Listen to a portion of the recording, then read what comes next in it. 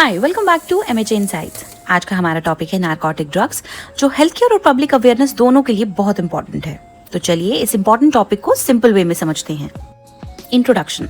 Narcotic drugs ऐसे substances होते हैं जो ब्रेन और नर्वस सिस्टम को अफेक्ट करते हैं। ये मेनली पेन को रिड्यूस करते हैं और बॉडी में रिलैक्सेशन या स्लीप इंड्यूस करते हैं।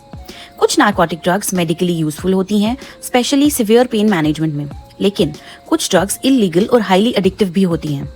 अगर इसका एक्सेसिव या अनकंट्रोल्ड यूज किया जाए तो डिपेंडेंस, एडिक्शन और सीरियस हेल्थ प्रॉब्लम्स डेवलप हो सकते हैं। Origin of the term. ये टर्म ग्रीक वर्ड नारकोटिकोस से आया है, जिसका मीनिंग होता है कॉजिंग नमनेस या प्रोड्यूसिंग इंसेंसिटिविटी। 19th सेंचुरी में फिजिशियंस ने इस वर्ड का यूज उन सब्सटेंसेस के लिए करना शुरू किया जो स्लीप इंड्यूस करते थे, पेन रिलीव करते थे और सेंसेस को डल कर देते थे। ये वर्ड ग्रीक टर्म नार्के से भी रिलेटेड है, जिसका मतलब होता है स्टुपोर या torpor. Over the time, the term has come to refer to a broad range of substances that affect the brain and nervous system. Classification of narcotic drugs. They are mainly divided into 4 categories. First one is opioids. ये opioid receptors पर act करते हैं और pain relief provide करते हैं। इनमें natural opioids, semi-synthetic opioid और synthetic opioids include होते हैं। Example being morphine, heroin, fentanyl and methadone. The second category is depressants. ये central nervous system को slow down करते हैं और relaxation या sedation produce करते हैं। Examples हैं barbiturates और benzodiazepines. Third category is stimulants. ये brain activity और alertness increase करते हैं। Examples is cocaine and amphetamines. Fourth category है हेलोसिनोजेंस। ये परसेप्शन और थिंकिंग को ऑल्टर करते हैं। एग्जाम्पल्स हैं LSD और PCP। Sources of narcotic drugs. सबसे पहले आते हैं प्लांट सोर्सेज। ये नेचुरल प्लांट से ऑब्टेन किए जाते हैं, जैसे ओपियम पॉपी, कैनबिस और कोकोआ लीव्स। सेकेंड है एनिमल सोर्सेज। कुछ नारकोटिक सब्सटेंसेज एनिमल स्क्रीशन से भी ऑब्टेन किए जाते हैं। थर्ड कैटेगरी है सिंथेटिक सोर्सेज। ये लेबोरेटरी में केमिकली सिंथेसिस के थ्रू बनाए जाते हैं। एग्जाम्पल्स ऑफ फेनेटाइल और मेथाडोन। फोर्थ कैटेगरी है semi synthetic sources.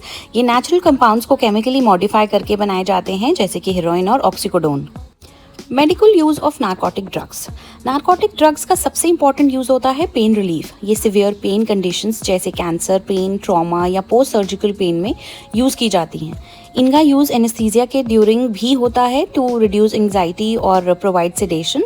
Certain opioids जैसे कोडीन कफ सप्रेशन के लिए भी यूज किए जाते हैं। सम नारकोटिक्स एंटी डायरियल मेडिसिन में भी यूज होते हैं, for example loperamide. Palliative care और एंड ऑफ लाइफ केयर में भी ये पेशेंट कंफर्ट इंप्रूव करते हैं। रेस्पिरेटरी डिस्ट्रेस या ब्रेथलेसनेस रिड्यूस करने में भी कुछ ओपियोइड्स यूजफुल होते हैं। और डायग्नोस्टिक प्रोसीजर्स जैसे एंडोस्कोपी या माइनर सर्जरीज में भी सिडेशन और एनेस्थीसिया के लिए इनका यूज होता है। Now let's understand how narcotics work, the actual mechanism of action. Narcotic drugs body के ओपियोइड रिसेप्टर से बाइंड करते हैं। ये पेन सिग्नल्स ट्रांसमिशन को इनहिबिट करते हैं, जिस वजह से पेन सेंसेशन कम फील होती है। ये न्यूरोट्रांसमीटर रिलीज को भी रिड्यूस करते हैं और इनहिबिटरी सिग्नल्स को इंक्रीज करते हैं। कुछ नारकोटिक्स ब्रेन के रिवॉर्ड सिस्टम को एक्टिवेट करते हैं, जिस वजह से यूफोरिया या प्लेजर फीलिंग डेवलप होती है। साथ ही ये सेंट्रल नर्वस सिस्टम को डिप्रेस करते हैं, जिससे ड्राउजीनेस और रिलैक्सेशन फील होता है। Effects of narcotics on the body. Short term effects में पेन रिलीफ, रिलैक्सेशन और यूफोरिया इंक्लूड होता है, लेकिन साइड इफेक्ट्स जैसे dizziness, nausea, vomiting, slow breathing और कॉन्स्टिपेशन भी हो सकती है। लॉन्ग टर्म यूज से टॉलरेंस डेवलप हो सकती है, मतलब सेम इफेक्ट के लिए हायर डोज की नीड पड़ती है। डिपेंडेंस और एडिक्शन का रिस्क भी इंक्रीज हो जाता है। Withdrawal symptoms, hormonal imbalance, depression, digestive problems और ऑर्गन डैमेज भी हो सकता है। सिवियर केसेस में ओवरडोज और डेथ का रिस्क भी होता है। अब बात करते हैं ओवरडोज की, जो एक मेडिकल इमरजेंसी होती है। ओवरडोज तब होती है जब टॉक्सिक अमाउंट में नारकोटिक ड्रग कंज्यूम किए जाएं। इससे लाइफ थ्रेटनिंग रेस्पिरेटरी डिप्रेशन हो सकता है। पेशेंट को extreme drowsiness, slow breathing, pin point people's और लो ब्लड प्रेशर हो सकता है। स्किन कोल्ड और कामी हो जाती है और लिप्स ब्लू पड़ सकते हैं due to lack of oxygen. Severe overdose cases में सीजर्स, अनकॉन्शियसनेस, कोमा या इवन डेथ भी हो सकती है। इसीलिए इमीडिएट मेडिकल अटेंशन बहुत जरूरी होती है। अब बात करते हैं विड्रॉल सिम्टम्स की। जब कोई पर्सन नारकोटिक ड्रग्स का रेगुलर यूज सडनली स्टॉप करता है तो विड्रॉल सिम्टम्स अपीयर हो सकते हैं। इनमें anxiety, irritability, muscle pain, nausea, vomiting, sweating और चिल्स कॉमन होते हैं। Insomnia, runny nose, watery eyes, tremors और इंटेंस ड्रग क्रेविंग्स भी हो सकती हैं। कुछ पेशेंट्स में डिप्रेशन, एपेटाइट लॉस और वेट लॉस भी देखा जाता है। इसीलिए एडिक्शन ट्रीटमेंट और मेडिकल सुपरविजन बहुत इंपॉर्टेंट होते हैं ड्यूरिंग विड्रॉल मैनेजमेंट। अब बात करते हैं इंडिया में नारकोटिक ड्रग्स के लीगल कंट्रोल की।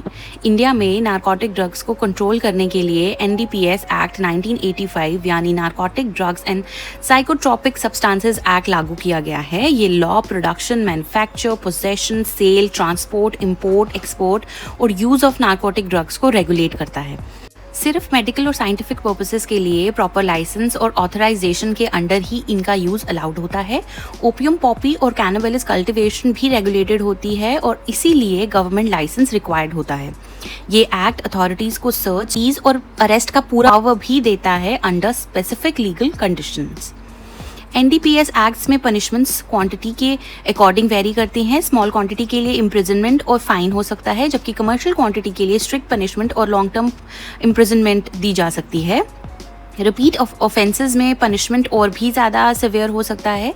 इस लॉ का मेन एम होता है ड्रग अब्यूज़ को प्रिवेंट करना, इलीगल ट्रैफिकिंग को कंट्रोल करना और रिहेबिलिटेशन को सपोर्ट करना। Role of hospital administrators. Hospital administrators substance abuse prevention और रिहेबिलिटेशन में बहुत इंपॉर्टेंट रोल प्ले करते हैं।